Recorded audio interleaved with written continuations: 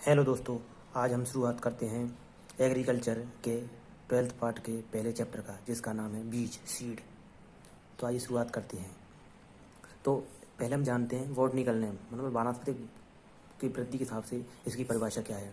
बीज एक परिपक्व भ्रूण है जिसमें भ्रूणपोष आवरण पाया जाता है।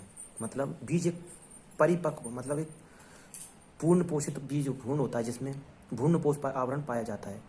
अगली परिभाषा पढ़ते हैं अपन एग्रोनॉमिकली, मतलब कृषि विज्ञान की दृष्टि से। कृषि विज्ञान की दृष्टि से इसको किस प्रकार परिपक्व मतलब अच्छा माना गया है। तो आइए शुरुआत करते हैं। कोई भी पादप भाग जैसे जड़, तना, पत्ती, बीज जो फसल उगाने के लिए प्रयोग किया जाता है वो बीज कहलाता है। इसके बाद अपन दूसरी परिभाषा भी देखते हैं, जिस प्रकार बीज एक निषेचित भ्रूण होता है। बीज एक निषेचित भ्रूण होता है जिसमें अपने समान नया पौधा उत्पन्न करने की क्षमता होती है। मतलब जो भी बीज होता है वो अपने समान कोई नया पौधा उत्पन्न कर लेता है, उसको ही बीज कहते हैं। लेकिन जीवित भ्रूण वाला ही दाना होना चाहिए, तभी उससे नया पौधा विकसित हो सकता है। आगे चलते हैं अपन बीज की श्रेणियाँ। बीज की कौन कौन सी श्रेणियां हैं उनके बारे में अपन चर्चा करते हैं। बीज 5 प्रकार का होता है। बीज 5 प्रकार का होता है, जिसमें से एक अपन के पास पंजीकृत बीज भारत में विकसित नहीं किया जाता।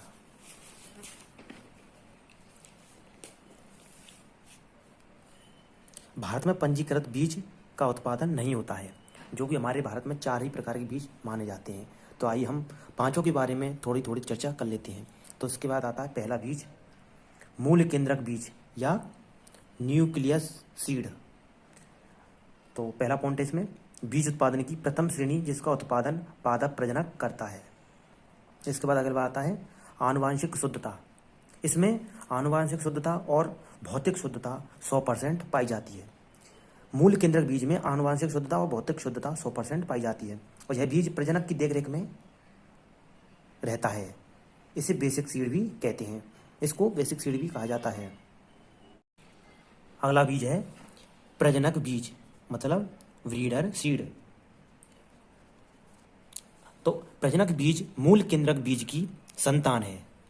जो प्रजनक बीज होता है ये मूल केंद्रक बीज की संतान होती है, जिसका उत्पादन पादप प्रजनक करता है। जो पादप प्रजनक इस बीज का उत्पादन करता है।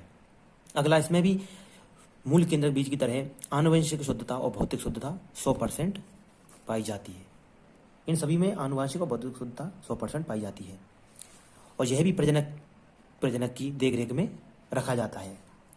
अगला पॉइंट है प्रजनक बीज की थैली पर टैग लगा होता है। मतलब प्रजनक बीज की थैली पर टैग लगा होता है जो सुनहरा पीला होता है, यानी गोल्डन येलो इसकी थैली पर टैग लगा होता है। अगला बीज है आधार बीज, मतलब फाउंडेशन सीड। इसमें देखते हैं आधार बीज प्रजनक बीज की संतान है। यह आधार बीज प्रजनक बीज की संतान है। प्रजनक बीज से बनाया जाता है, जिसका उत्पादन सरकारी संस्था के द्वारा किया जाता है। इसके बाद आता है अगला NSC, यानी राष्ट्रीय बीज निगम, नेशनल सीड कॉरपोरेशन, नई दिल्ली 1963 के द्वारा उत्पादित किया जाता है। जो आधार बीज है वो सरकारी बीज निगम नई दिल्ली के द्वारा उत्पादित किया जाता है।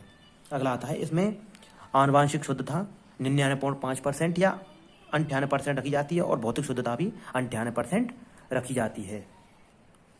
इसे मदर सीड कहा जाता है। इसे मदर सीड भी कहा जाता है। राजकीय फार्मों पर देखा जाता है। इसको राजकीय फार्मों पर देखा जाता है। अगला है आधार बीज की थैलियों पर टैग सफ़ेद रंग का होता है, वाइट कलर का होता है। यह हुआ अपन का आधार बीज। अगला है अपन का पंजीकृत बीज, जिसके बारे में अपन ने कहा था रजिस्टर्ड सीड।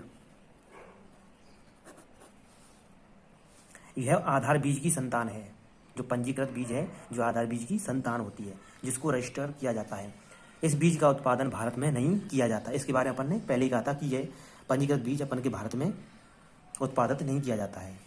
लेकिन इसका टैग होता है बैंगनी नारंगी जैसा होता है। इस पर जो टैग लगा होता है जो बैंगनी या नारंगी जैसा हो सकता है। अगला है प्रमाणित बीज, मतलब सर्टिफाइड सीड। यह आधार बीज की संतान है, यह फाउंडेशन सीड की संतान है तथा इसका उत्पादन ग्रोवर्स के द्वारा किया जाता है। अगला है किसानों को बुवाई हेतु प्रमाणित बीज उपलब्ध करवाया जाता है। प्रमाणित बीज की थैलियों पर नीला टैग लगा होता है, ब्लू कलर का टैग प्रमाणित बीज पर लगा होता है। आइए अब बात करते हैं अपन उन्नत बीज के गुण। जो उन्नत बीज अच्छा बीज होता है उसके क्या क्या गुण होने चाहिए। तो पहला है आनुवांशिक शुद्धता। तो पहला तो उसमें आनुवांशिक शुद्धता जरूरी है।